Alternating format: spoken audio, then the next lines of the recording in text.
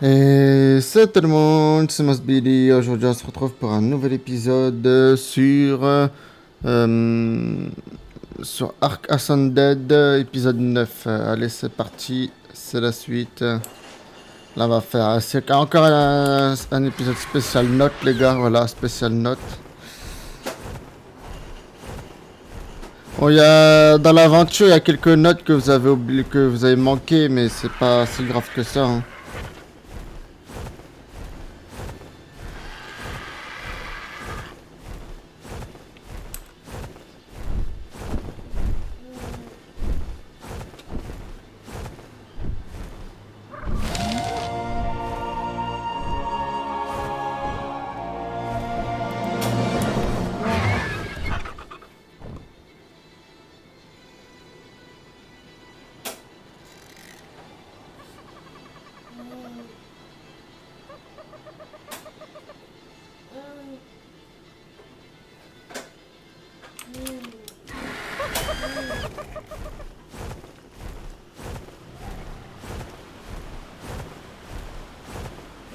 42, 3, 27, 7 et 8, les gars.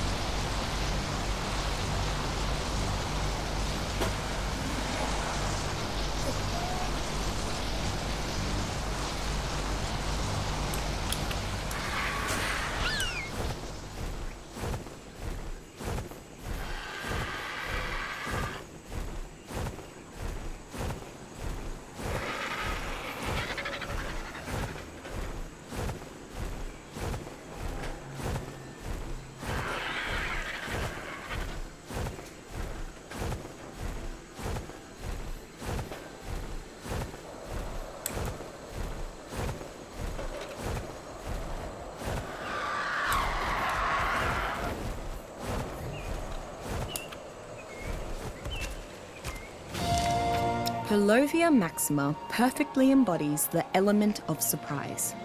Though nenictodopids such as Palovia were once thought to be herbivores, I discovered that this creature is in fact a patient hunter of the most intelligent sort. After burrowing beneath the jungle floor, Palovia enters a state of hibernation and can go extended periods without any food. When some unfortunate creature eventually wanders by, Palovia bursts forth from the ground, tearing into its prey with its large canines before the victim can react.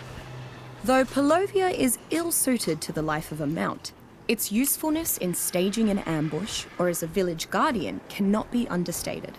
With a tamed pack of Palovia, one could assemble a literal organic minefield of deadly claws and teeth.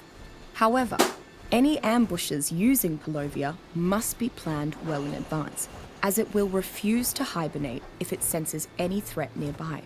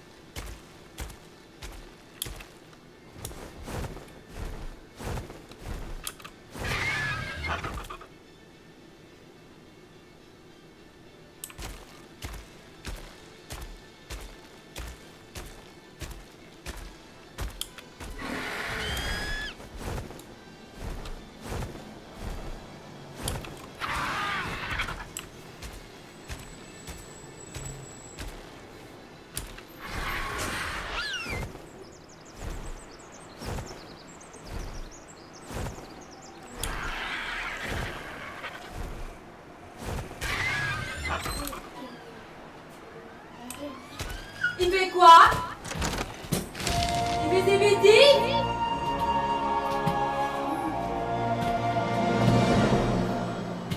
Je suis en live, hein, petite bouche.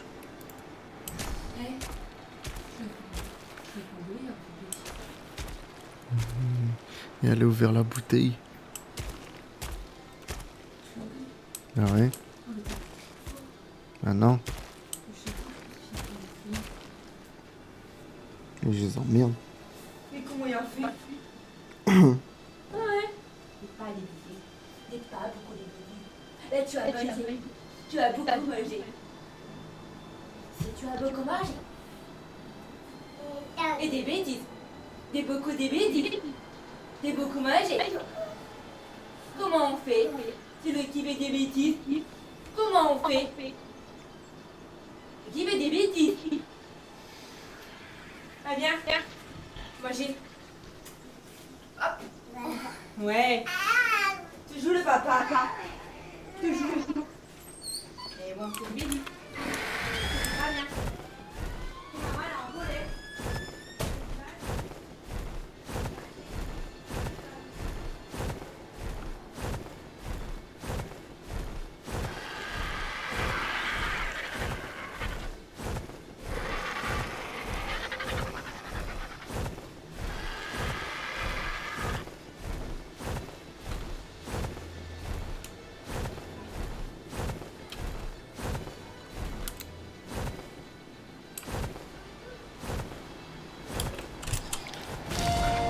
One of the smallest predators on the island, Compsognathus curiosicaris, can be seen as a pet, a pest, or a threat.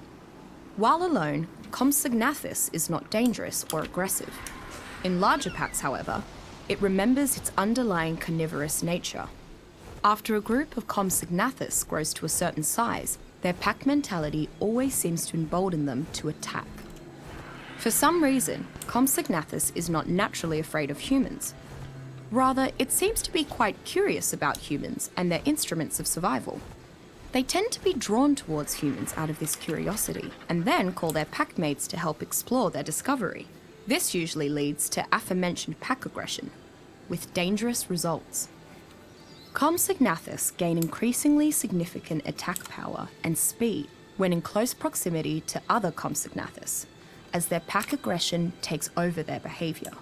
Additionally, their distress call carries quite far, rapidly alerting the tribe and its pets to danger more efficiently, and increasing the likelihood of forming a so-called compy gang. Found only in the deepest depths of the waters around the island, Eurypterids are dangerous and adaptable arthropods.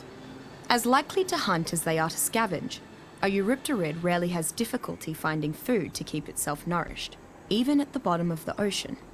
A Eurypterid's threat comes not directly from its raw strength. Instead, it combines a hard defensive exoskeleton with debilitating poison to powerful effect.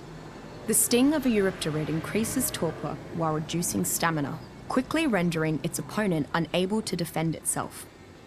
While Eurypterids are not intelligent enough to be tamed, this doesn't mean they are without utility to tribes. They are a wonderful source of chitin, and their digestive tract often contains silicate pearls. They sometimes even have ingested incredibly rare black pearls, used by survivors for advanced manufacturing, making them among the most valuable creatures on the island.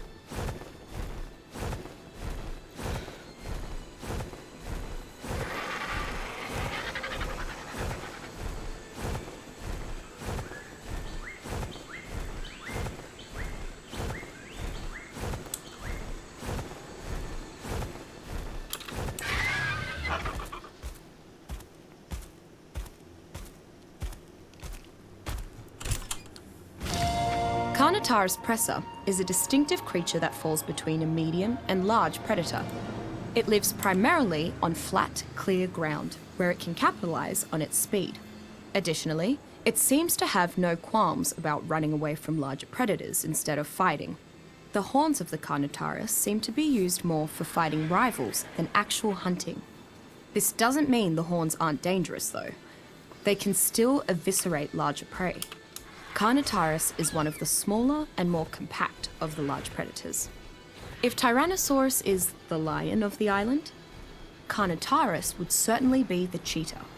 The real threat of a Carnotaurus is not being able to escape it once it has spotted you. Carnotaurus fills a very specific role. Larger and almost as fast as a raptor, smaller but much faster than a rex. Were it not for the creature's extremely long downtime after sprinting, it might be among the most capably balanced mounts.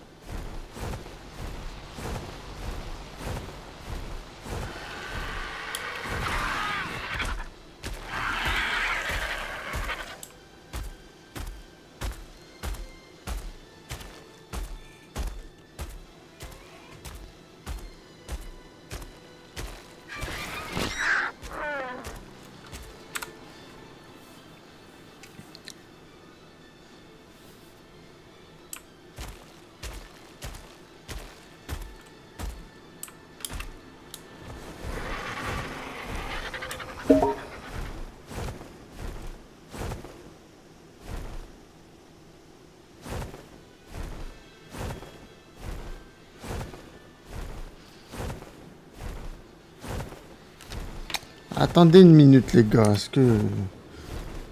Attendez...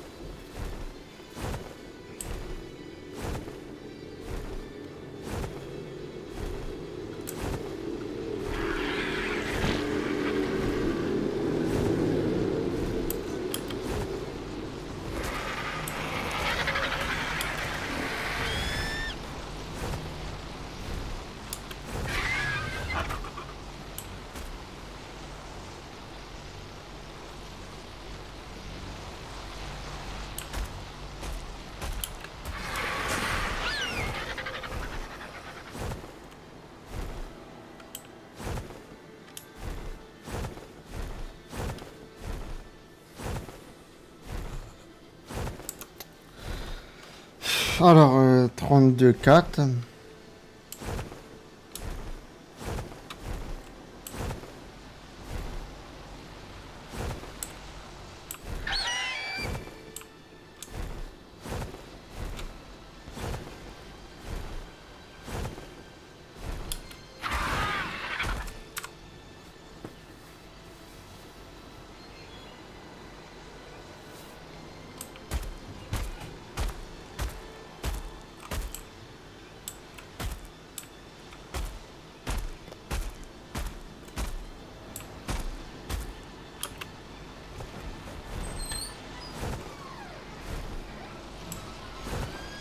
C'est bon? What's Billy? Ton lit est arrivé. C'est bien. T'as été à mon réveil? Ah ouais, est-ce que tu pètes les couilles? Ta mère a envoyé un message. Ah, j'en ai rien à foutre, c'est à toi de le faire. Râleur. T'es un râleur.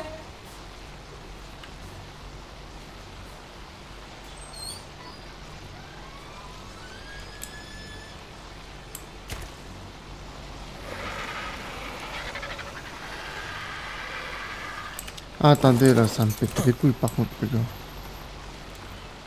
Ah, regardez le fils de pute. Ah, regardez le gros fils de pute. Ah, et là, les gars, c'est un enculé, lui. Coelacanth nutritia is one of the few creatures on the island with a relative which can be found back home. The coelacanth thrive in the waters around the island, as well as within rivers and lakes. Unlike most coelacanths, coelacanth nutritia meat contains less oil and urea. In fact, it is one of the healthier sources of meat I've yet found. Most coelacanths are opportunistic feeders that eat anything smaller than itself, likely including baby water snakes, insect and plant life, and perhaps each other. While their limited intelligence makes them unsuitable for taming, coelacanths provide a viable source of meat for coastal or water-dwelling tribes. Many a day has been spent fishing by the water's edge, often with surprising results, as coelacanths often have consumed discarded garbage that is sometimes of great value. Due to their small size, though, a larger tribe would require a significant number of coelacanths to feed itself.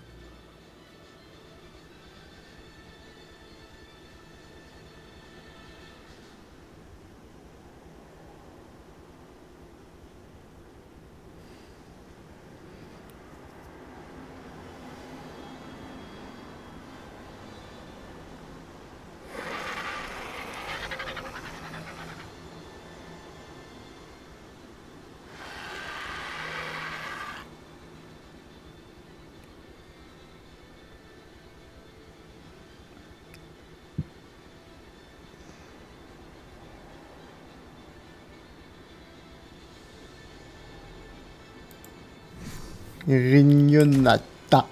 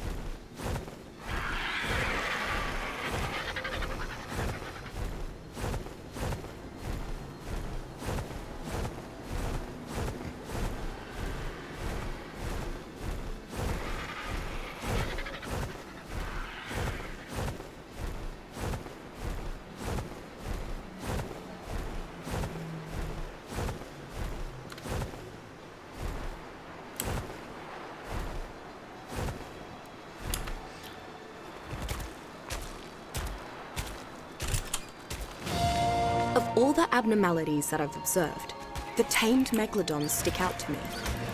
It was almost like they were stray dogs who were re-socialized, as though they had a genetic history of human obedience. Most of my observations have been in the wild, but I think I may learn a thing or two if I observe domesticated creatures more closely. I need to study their diets, their mating patterns, how they socialize with other species, all that. Rumor has it that there's some woman that's tamed a whole mess of them, all by herself. So many that they call her the Beast Queen of the Jungle. Maybe she'll have some useful insights.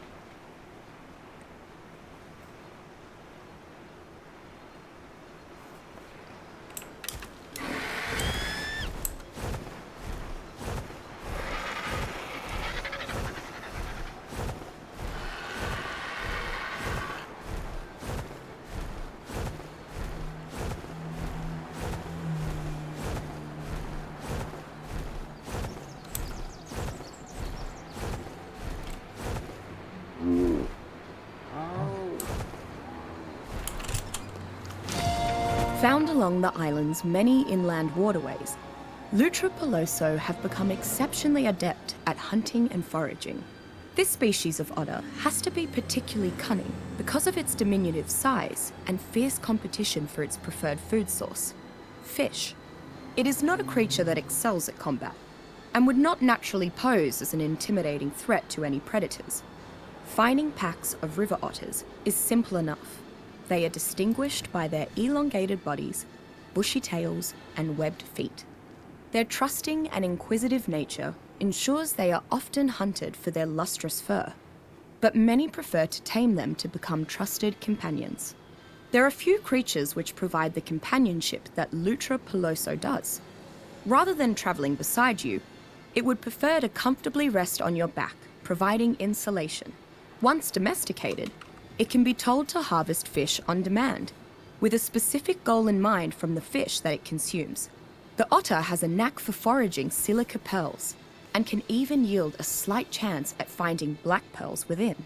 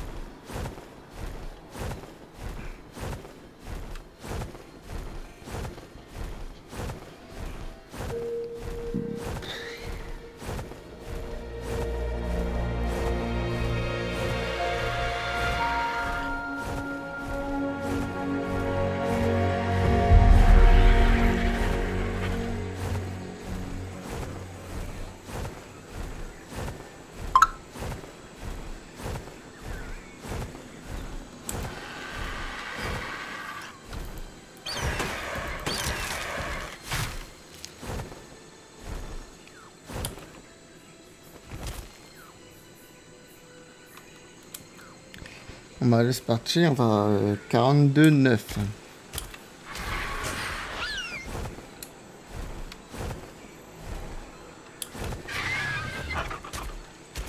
42,9, c'est bon. Ah, ouais, c'est presque 42,3 quoi. On va celle-là.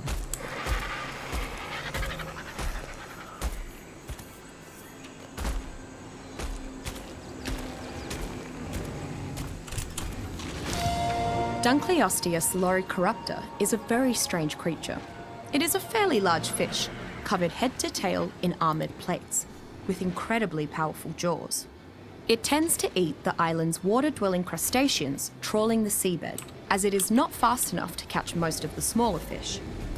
Dunkleosteus is surprisingly combat-oriented for a fish. Its well-armoured body protects it from many creatures, while its bite is strong enough to crush through chitinous shells. Dunkleosteus is an incredibly useful fish for coastal communities. Its powerful jaws make short work of the stone and oil formations found throughout the oceanic depths. While harvesting, Dunkleosteus can defend its rider from all but the largest threats in the waters, and once it is past its prime, the Dunkleosteus itself can be harvested for a fair amount of chitin.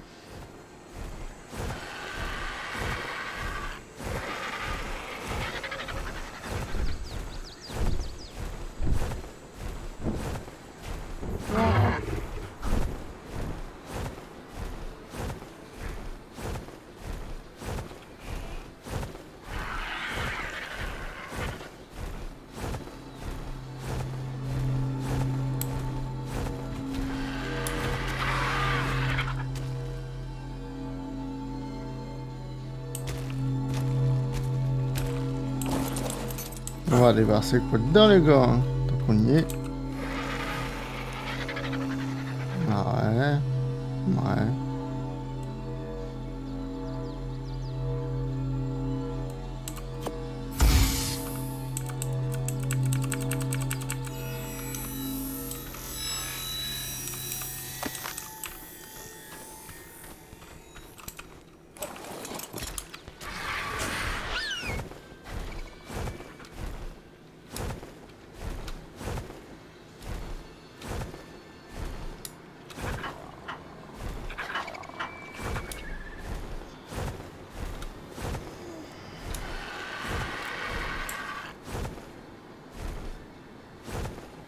Ah, j'aime pas quand il y a trop de construction et du coup, en fait, ça me pète les couilles. Bon, on va y aller par centimètre. Hein. Alors, 47, 4.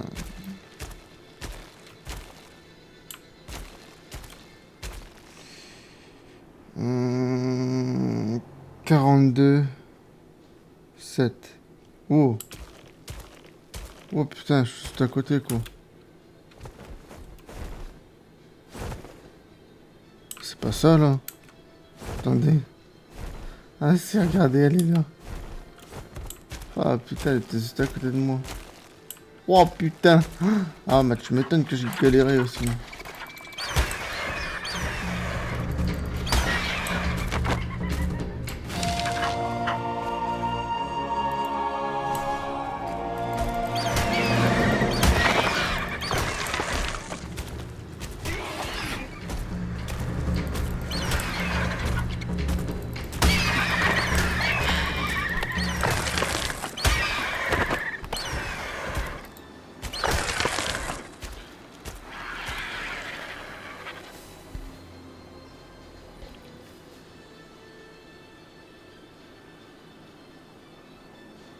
What the fuck?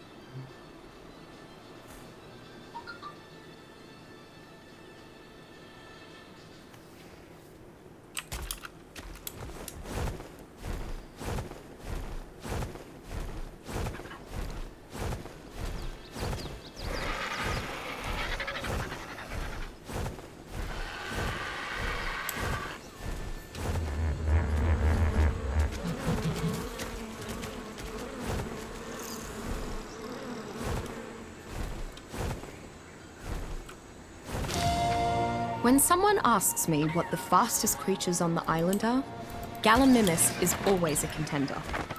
Unlike the island's many armored animals, Gallimimus eschews strong defenses for the ability to outrun pretty much anything.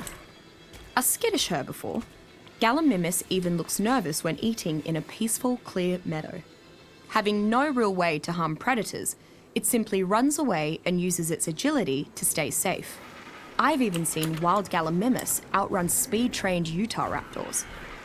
There are two general camps on the use of tamed Gallimimus. One camp thinks that their inability to effectively harm hostile creatures and their Bon, on inability to cherche une harvest grosse most maison en resources ruine. makes them primarily laisse a trouver. burden to the tribe. The other camp thinks that their extreme speed and ability to jump long distances is among the best for scouting and exploring. However, both camps agree that its ability to quickly transport multiple tribe members is uniquely beneficial.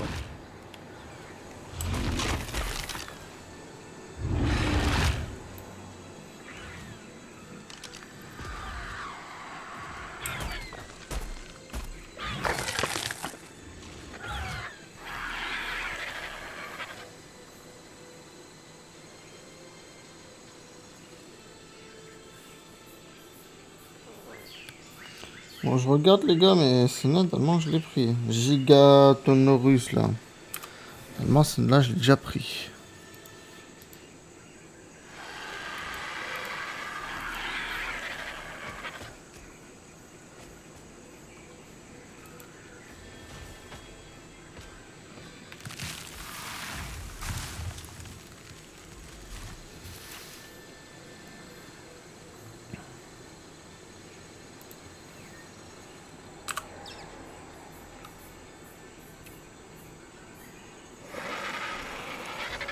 Ah, Giganotosaurus.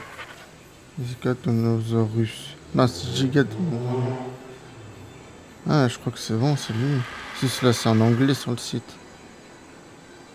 Ah, je crois que je l'ai pris.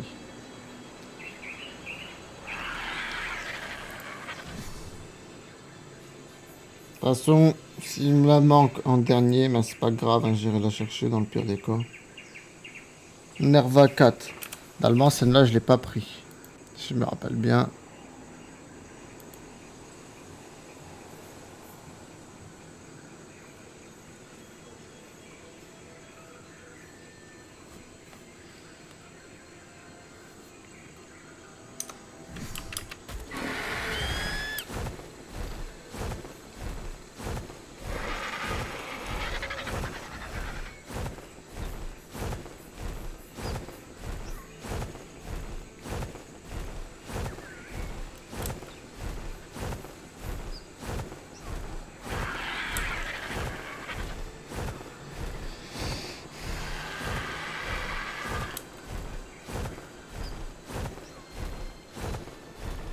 Ah, celle-là d'allemand, les gars, je l'ai pris.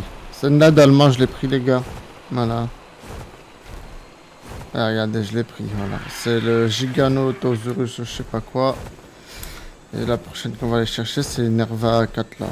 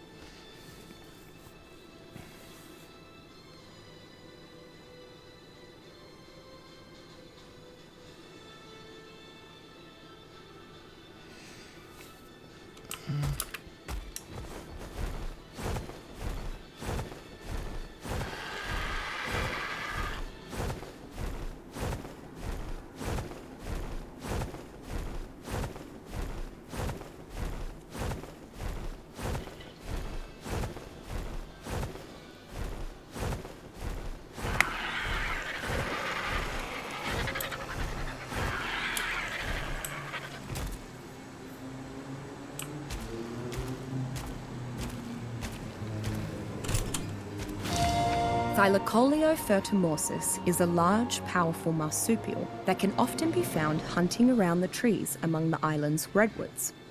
Its long claws and semi-opposable digits make it an apt climber, a quality that Thylacoleo uses to its advantage while hunting. It clambers up large trees and waits to ambush passing prey by pouncing upon them. When something that large jumps onto a target, the victim becomes stunned and doesn't stand much of a chance. Thylacoleo's most notable fighting quality is its powerful jaws. Once it bites its prey, it locks its jaw in an iron grip that can hold most smaller creatures in place. Thylacoleo then goes on to savage its prey with its Ah, sharp les gars, on avance plutôt If it pas mal needs to escape hein, from a pour les fight, notes. Thylacoleo uses On avance its plutôt muscular pas mal. hind legs to jump back to safety among the trees. Oh, Thylacoleo is a moderately j'ai strong fait plus mount, que la and its moitié ability to des climb notes trees de la and map. jump long distances Ouais, makes je suis it plutôt useful pas for mal. traversal. À la surface, Developing je vais tribes bientôt avoir often fini, tame vu que bientôt Small je vais raiding passer dans parties le biome de particularly neige. favor Thylacoleo, Et on sait as que it is c'est well le suited plus to petit ambushes biome, hein, de toute and façon. unfair fights. Ça va être une grosse dinguerie. C'est un petit peu compliqué à survivre là-bas.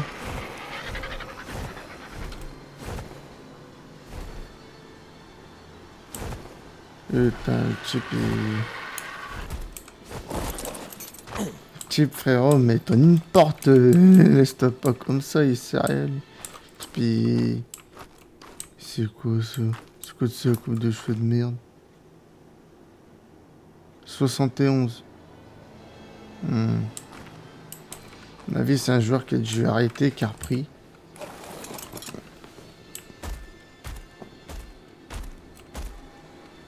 Bon. Est-ce qu'elle est cette note? 22, 4. Là, c'est vraiment 4 piles, quoi.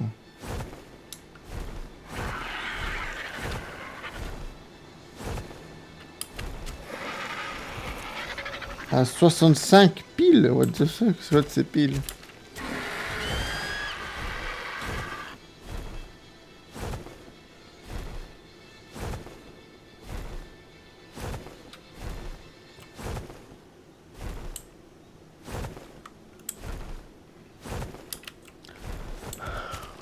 C'est quoi de cette petite base-là?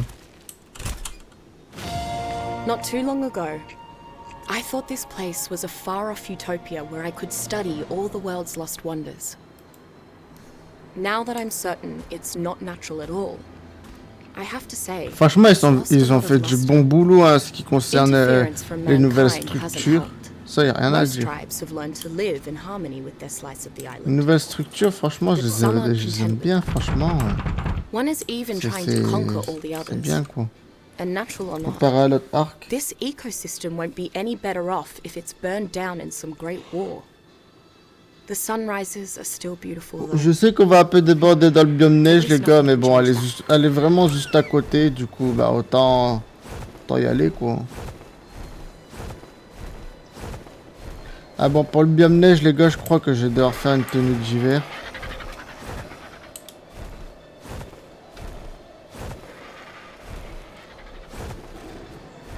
Oh putain, ça commence déjà bien.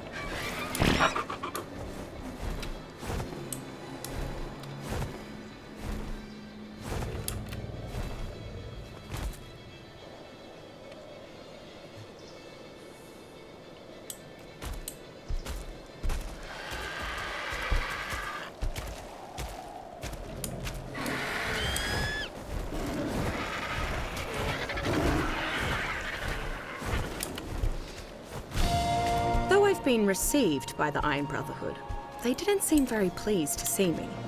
Especially when I mentioned Rockwell. That's a first.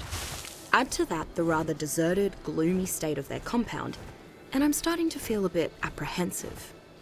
Their leader can't return from his hunting expedition soon enough.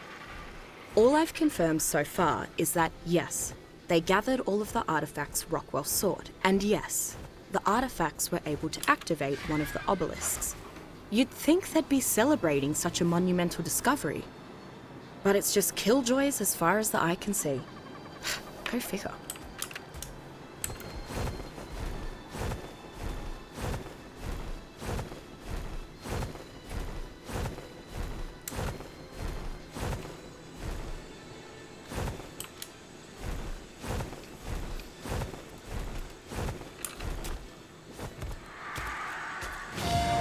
I keep glancing at the artifact.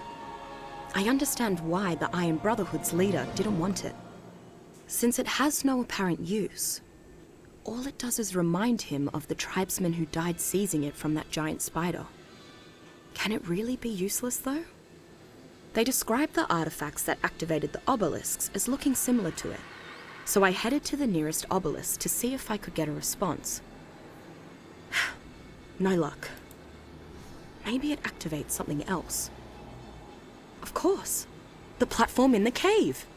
It's a long shot, but it's the only thing I can think of that's similar to the obelisks. Definitely worth a try.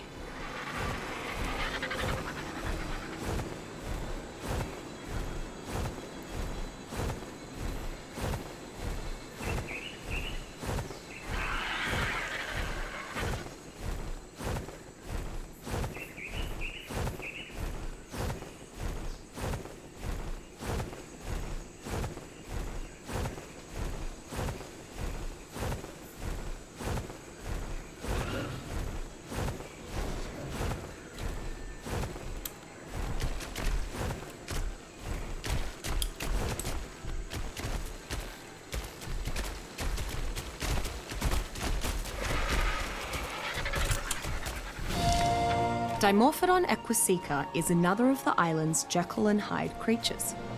It is normally passive, sometimes even friendly.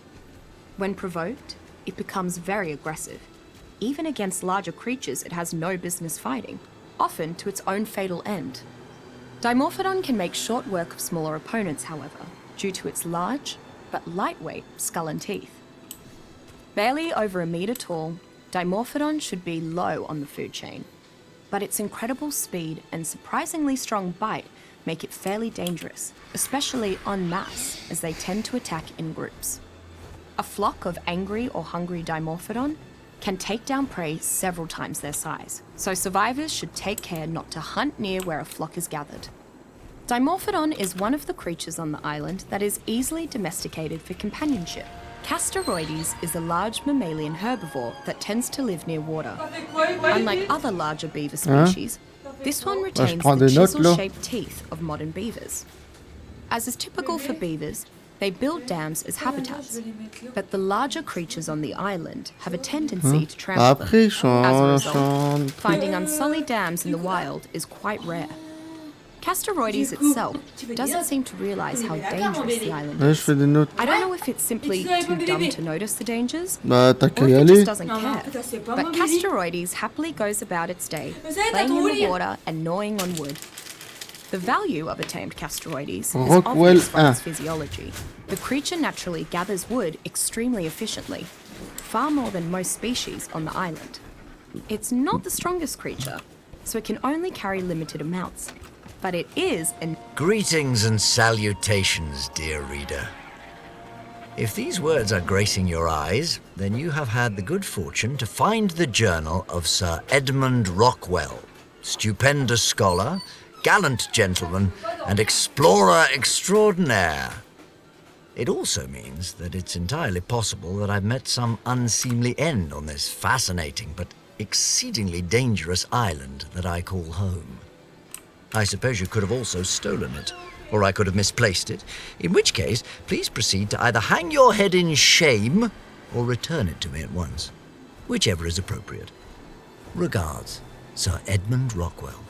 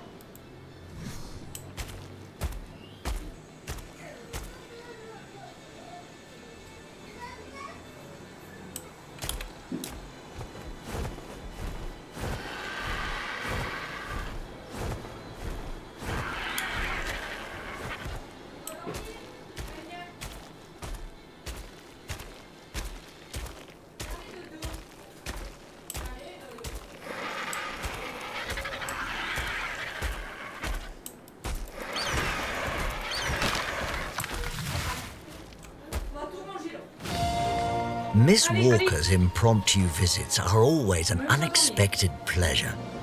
After that headache with the sharks and Blackfoots, a lively tea-time discussion about the abnormalities of the Ark's ecosystem was precisely what I needed. Thank goodness I've managed to find an intellectual colleague that shares my love for the sciences. It saddens me to think that Miss Walker's charming colonial accent would keep her out of the more prestigious institutions and societies back home. Another of the Ark's wonders, it is a true meritocracy, unlike any in the modern world. If Miss Walker and I could find and cultivate more minds like ourselves, we could create a true scientific utopia.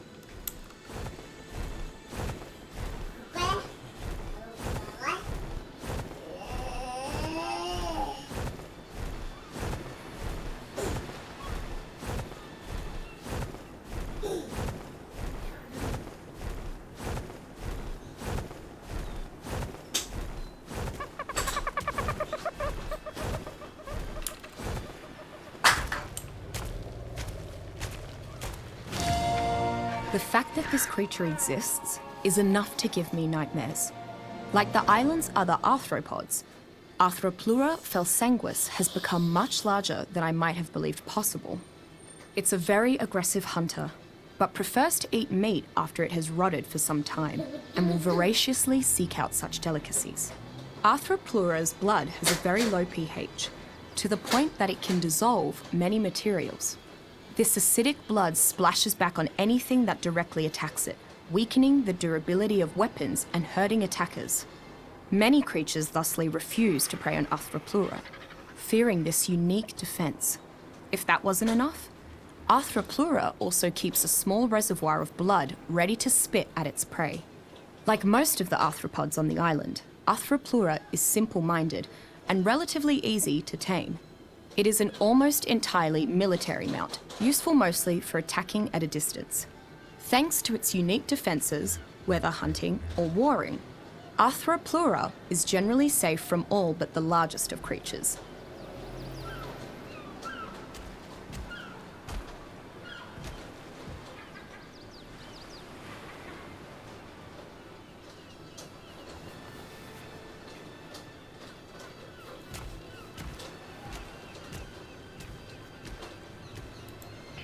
Voilà, mais les gars, c'était la dernière note de la vidéo là.